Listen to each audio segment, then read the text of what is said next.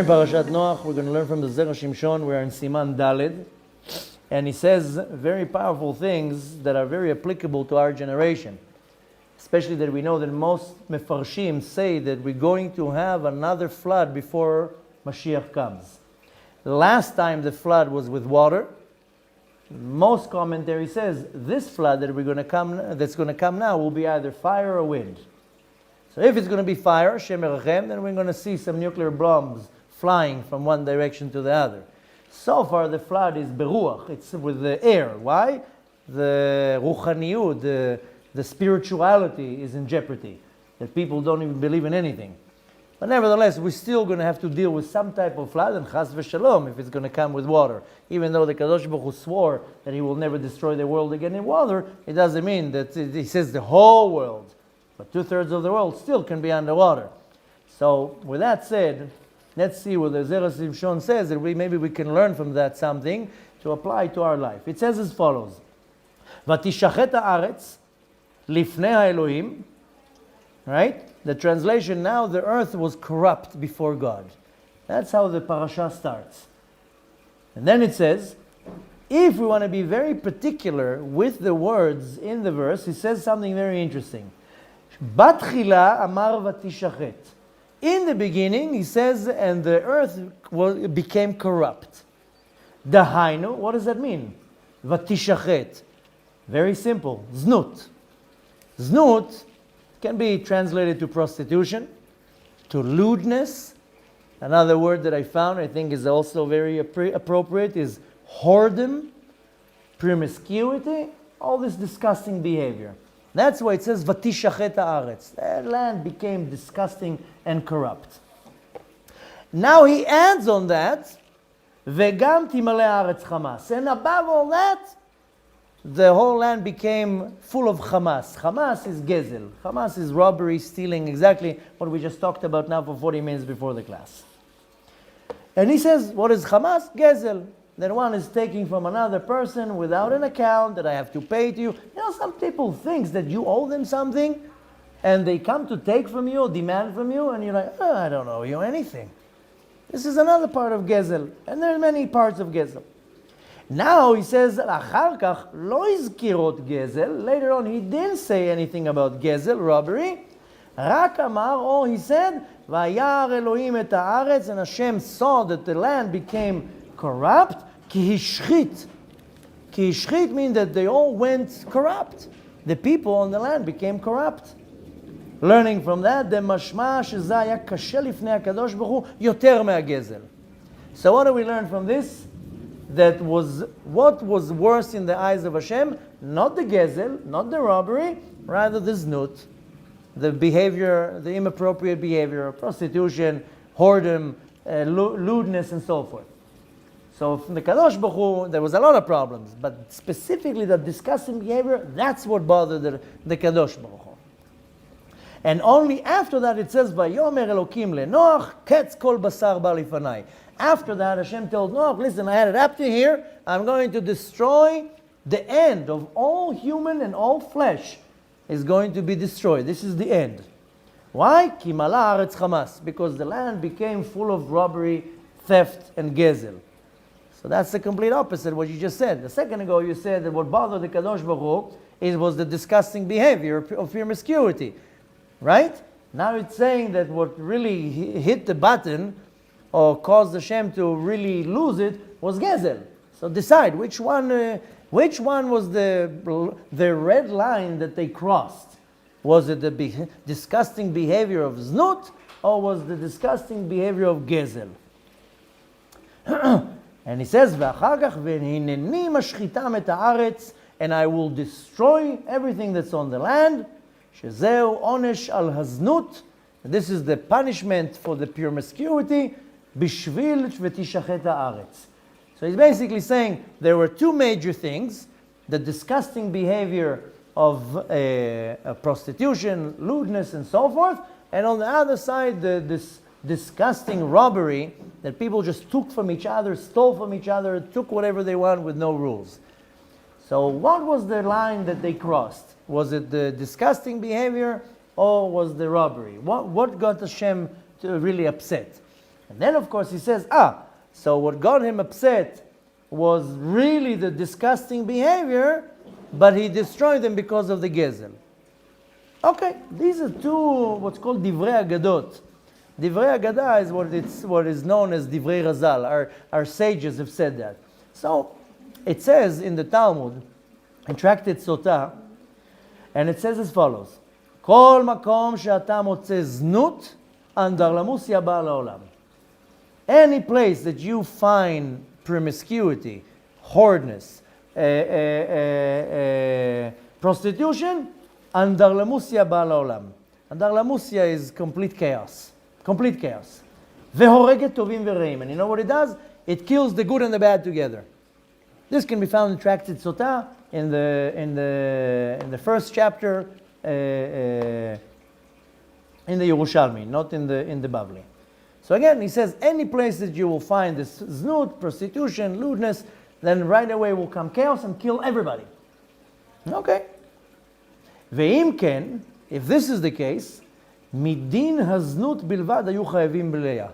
Which means that what we learn from this, that just because of the prostitution and the disgusting behavior, that was enough to destroy the entire world. But in a different place, we find something completely different.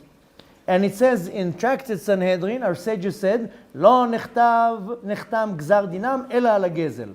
What was the line that they crossed? Robbery. So in Masechet Sotah, we find that most likely the decree was because of the disgusting behavior of lewdness, prostitution, and so forth. In the Yerushalmi, in the Tractate Sanhedrin, it says no. The Gzar Din, what was the line that they crossed? Gezel. So we find two agadot, two explanations from our sages. What was the situation here? And it says, lichora, this is what it says in the Sanhedrin, hem sotrim ze et ze. Technically, seemingly, one contradicts the other. One is talking about the prostitution, one is talking about the theft. And here he says something interesting. Af al pi she'abal yefeh toar. You know, it says in our parasha, in chapter 6, verse 2, it says that the women were very beautiful. To a point that even when the angels came down, they wanted to be with the women. Later on, we're going to learn, not today, we're going to learn in another siman from the Zera Shimshon. I'm going to talk about it very close in a future class, because really, right after the generation of the flood, came another generation of what's called Dora Falaga, and they are really the first Freemasons. They started this whole idea going against the Kadosh Baruch Hu. So we're going to learn more in depth about that, because it's very interesting, because he says, and based on the Gemarot and other places, there were three groups, by the way, that went against the Kadosh Baruch Hu. But I don't want to now spoil the surprise. We're going to learn that another time, but that's where it started. Okay? But here he says something very interesting, that and what does he say over there? That the elder women were walking naked. And the people were having marital relations all over the place. Like, it was just like a normal thing to people, which is kind of what's going on right now in our generation. People are half naked. Women are half naked.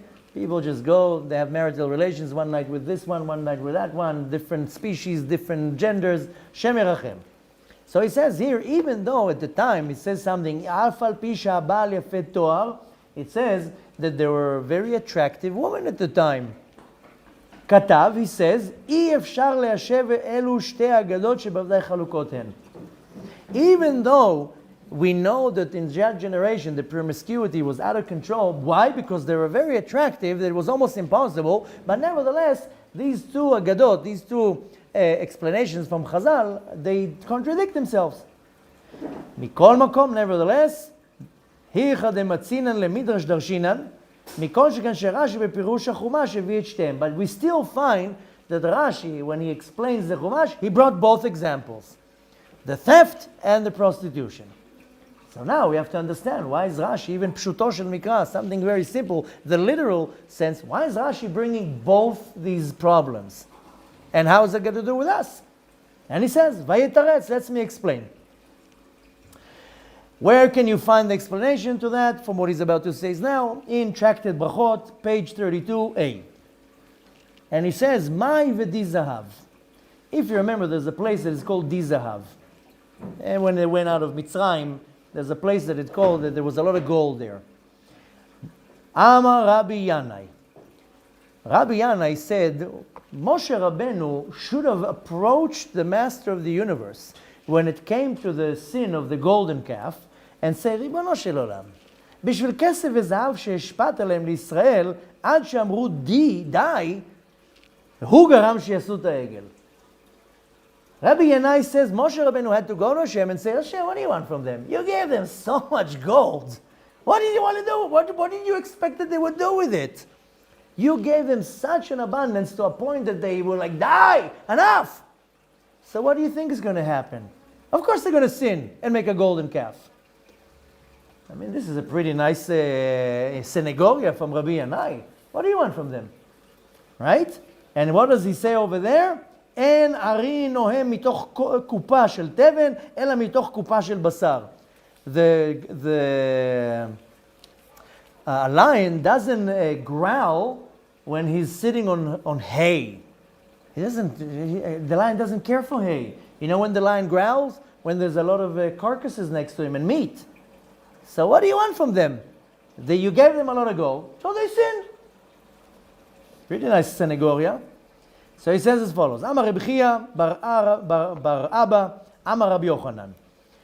I'm going to give you a parable. Rabbi Chia says in the name of Rabbi Yochanan, I'm going to give you a parable. Once there was a man, he had a son, and he bathed him, clothed him, fed him, gave him a life of a prince, and hung on his chest a gold necklace. V'oshivo petach znut. And then he took the child and put him in an entrance, excuse my language, of a place of inappropriate behavior.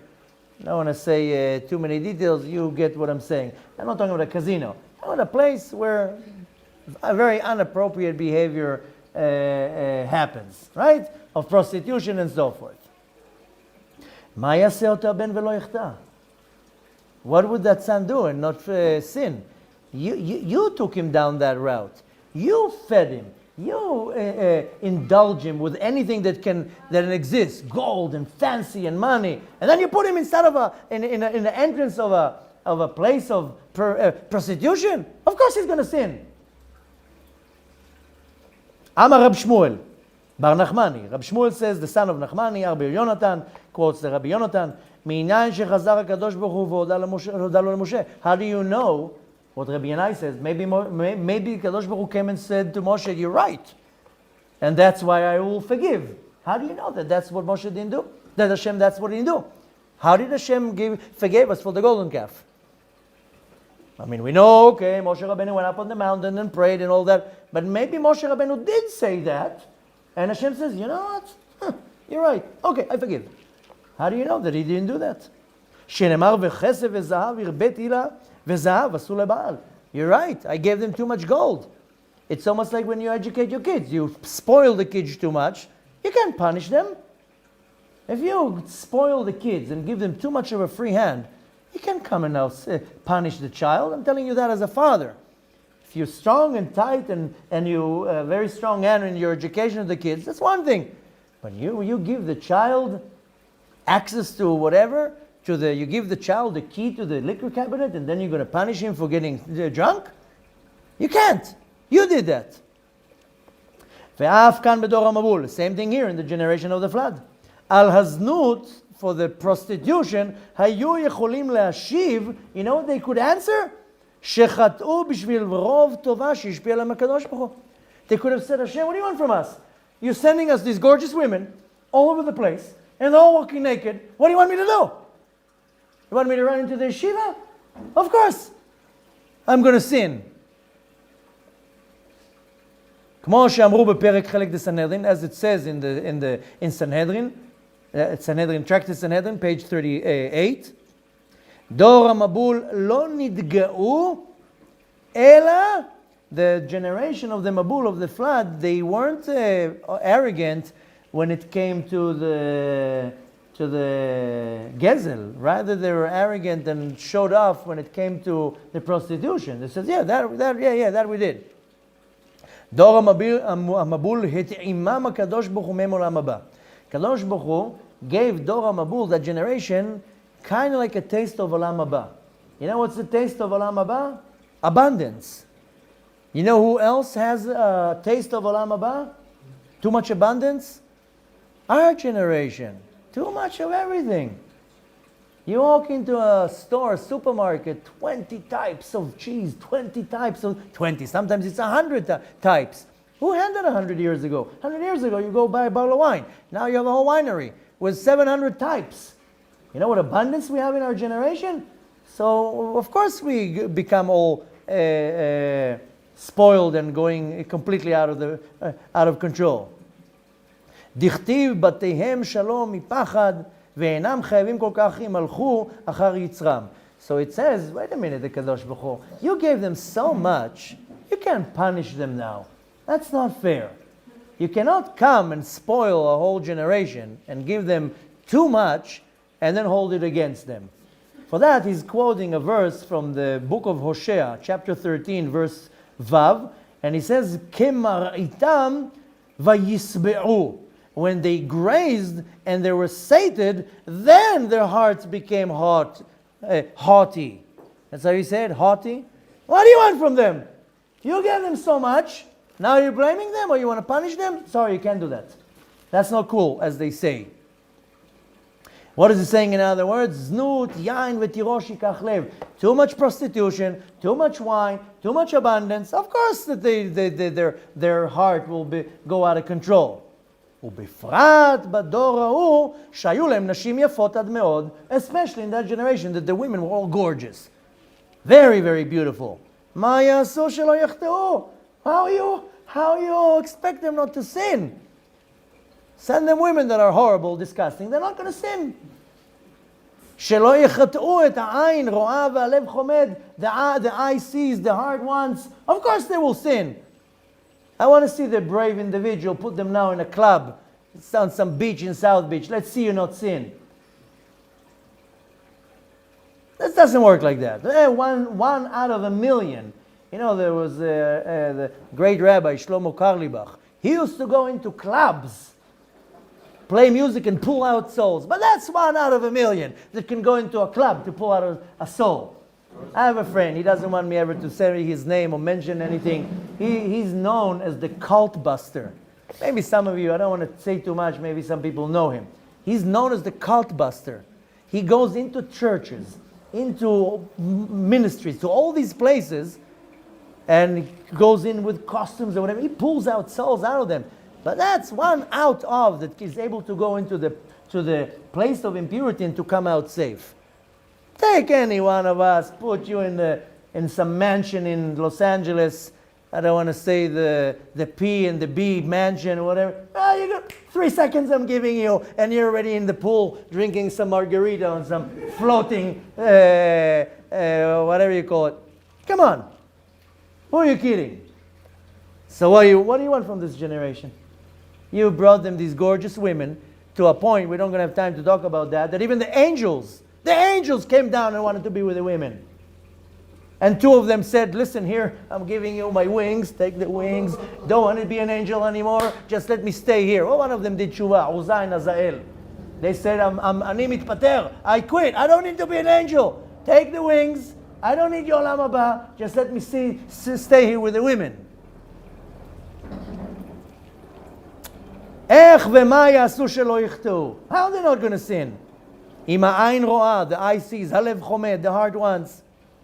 מכל שכן כי אפילו בני האלוהים, even so much more so the angels that they were called the children of God, דהיינו שתי המלאכים שנפלו לארץ, the 2 angels that fell into this land, עוזי ועזאל, חטאו אף הם. They also sinned. אמנם בזאת הטענה שמצילים עצמם מחטא הזנות. So one can say, okay, that's their defense when they are held against their prostitution. You threw me into this situation. That's what they're saying. The defense says to Hashem about them. But what does that do? חטא הזנות מעוררת עליהם דיני דינים על שפשטו ידיהם בגזל. So Hashem says, oh, you coming to me and telling me you couldn't stand the temptation with prostitution. So you know what Hashem says? Okay, no problem. I will charge you for gezel. I'm not going to destroy you because of this note. Really, all the commentary will say what was the main sin that caused that flood was only prostitution, promiscuity, lewdness, zera levatala, all that. That's what Hashem said. I have it up to here. To a point that the animals they would mate with different species. And we know that all the animals that did not mate with other species were able to come into the ark. Any animal that mated with the not same species could not come into the ark. Like the dinosaurs? I don't know about the dinosaurs. Maybe them too. But we do know that the ones who did not, that stuck to their species, they came into the teva. Just imagine how many species there was before that. Could very much be. I don't know. Maybe dinosaurs is some type of a bird and an alligator together became a dinosaur. I don't know. Maybe that's why they got instinct. I don't know. Could very much be. There's all these weird animals, mammoths and the sabers or whatever. And maybe there is this animal. I'm not a zoologist. I don't know all the species in the world. I can definitely tell you that any animal that went on a different animal, different species, they were extinct too, and they weren't allowed to come into the ark. Nevertheless, it says as follows: if the Kadosh Baruch Hu gave them taste of Olam Haba, unbelievable abundance, and total prostitution and promiscuity all over the place, and they went against it. Oh, you gave me too much, then we misuse it, which is exactly what's going on in our generation. Too much abundance on everything and prostitution all over the place. Then if you have everything, why do you need to do robbery? That's where the Kadosh Baruch Hu nailed them. Yeah, well, you weren't here in the beginning of the class. We were presenting two agadot, two ma'amarei Chazal. One of them was prostitution, one of them was gezel. But the Talmud says, "En gzar dinam nichtam el al gezel." So if they were held against the prostitution, but now we came and says, "Yeah, but you gave us the temptation. How can you punish us?" Now one can say, "Okay, so it rolled over to gezel." Here he comes and says something a little bit more deep. Our sages explained that HaKadosh Baruch Hu gave them an abundance. He wanted, this is my kids. I also want to spoil my kids. But when it backfires at you. When you give too much to your kids, it will backfire at you. So what happened here? How did the Kadosh Baruch Hu turn it against them? He says, listen, I gave you everything that you wanted. You had an abundance. Why do you need to steal when you have an abundance? That's what was their fault. Not the promiscuity, not the prostitution. As Hashem says, I gave you everything from everything. And you still go and steal? That's low. I'm not blaming you for the disgusting behavior. I'm blaming you that you have so much, you become a chazir. You have so much of everything, and you still steal. And this is exactly what we have in our generation. You have such an abundance of everything, and you still have the chutzpah to take from somebody else when you have an abundance of everything. Be happy with what you have. Let's just read it from the text so we can end. And it says as follows. Vadai shayu lachis. By their behavior, they of course made Hashem very, very angry with prostitution, promiscuity, and so forth. But he says as follows. Ela vadai shayu sim lachis val ken nichtam gzar dinam. Nevertheless, they had such an abundance that they went out of their way to steal and take. For that, the Kadosh Baruch Hu decreed to destroy them. Ikaron sham haya mipnei aznut. The main part was because of disgusting behavior. Kadosh Baruch Hu says, I can't stand this. But he kind of was like, say, I can't punish them. And then that's why Rabbi Yochanan said, gave the parable, you're taking your son and you're putting him in the door of the place of prostitution. What do you expect him to do? So Hashem says, you're right. You cornered me this time. I still don't like the behavior, but I have nothing to say. So I'm sorry. So I'm not going to destroy the world from that. But now I gave you unbelievable abundance. You have to remember the parable of Rabbi Yochanan says that he put a gold chain and around his neck and gave him everything. So I give you everything you want, and you still go and steal? That is what the Gzar Din was. This is what it was sealed. For that you're going to be destroyed. Because you go out of your way to steal from somebody else. אבל עיקר עונשם היה מפני הזנות, the main punishment was the promiscuity, ולכן אמר הכתוב ותשחט הארץ. That's why the text said, and the land was completely corrupt. לפני האלוקים, in front of השם, וזה לא היה כדאי לחייבם. But that was not enough to annihilate them. אבל מפני שנתמלאה הארץ חמאס, but because there was too much robbery and theft, וירא אלוהים את הארץ והנה נשחטה. So Hashem says, now I saw that the land was completely corrupt. And therefore the Kadosh Baruch Hu says, I cannot destroy you for the prostitution and disgusting behavior. Because you can't. Okay, you cornered me. But on the other side, I gave you so much, and for that you still went against, that is enough to prosecute you. And what's interesting here, that I see a complete resemblance to our generation. Prostitution and promiscuity and lewdness completely out of control. And it says then the women were naked walking in the streets, and the same thing here. That to a point that I think that we're even worse. Mixing genders and species and all that. So maybe for that we might get destroyed. But in our generation we also have an abundance. And you still have the chutzpah to go and rob somebody else and take somebody else's property, somebody else's job, his career, whatever it is. That's already chutzpah. That's where Hashem says, that I will not accept. So we have to be very careful that then they were prosecuted for such a thing to brought annihilation. We have to be very calculated with our behavior that we're not going to bring on us a kilayon, a complete destruction. How do we know that right now there's not arguments in Shamayim that Hashem says, let me just destroy them. I don't need this headache. They went completely out of control. So we have to make sure that besides the prostitution, that we have to do a tikkun for that. With tzniut, with modesty, dressing the right way, and completely trying to clean ourselves from this inappropriate behavior, thoughts, and so forth. But also from the gezel. Why are you trying? Gezel is taking from somebody else. That was the Noach's advantage, that he didn't take from others. That's really our ticket out of this exile. Don't take from others. And it doesn't have to be with money, by the way. It's their time, it's putting somebody down, insulting somebody. לא נגזר עליהם אלא גזל. The gezel was what really took them down. And in our generation, there's a lot of types of gezel. Person is when we insult people, take from other people, put people down.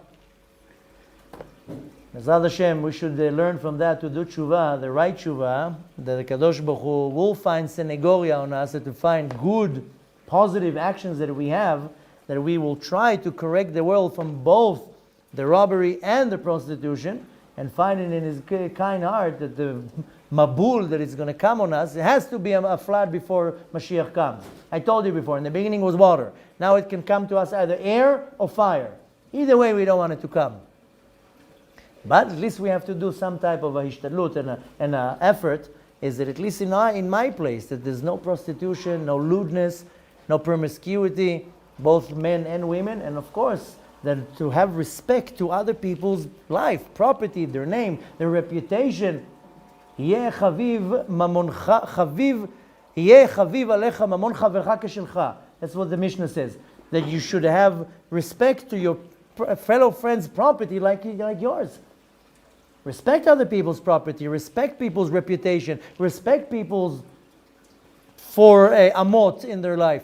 That's how we were able to do a tikkun into this world and hopefully bring Yeshua to the world, a Geulah, a salvation and redemption, and chas v'shalom, not to bring a kilayon, and bring a destruction on us, whether it comes in water, earth, or fire. We want to reverse that, and Bezrat Hashem, that the coming of Mashiach should be b'chesed v'rachamim, with kindness and love, and without too much judgment.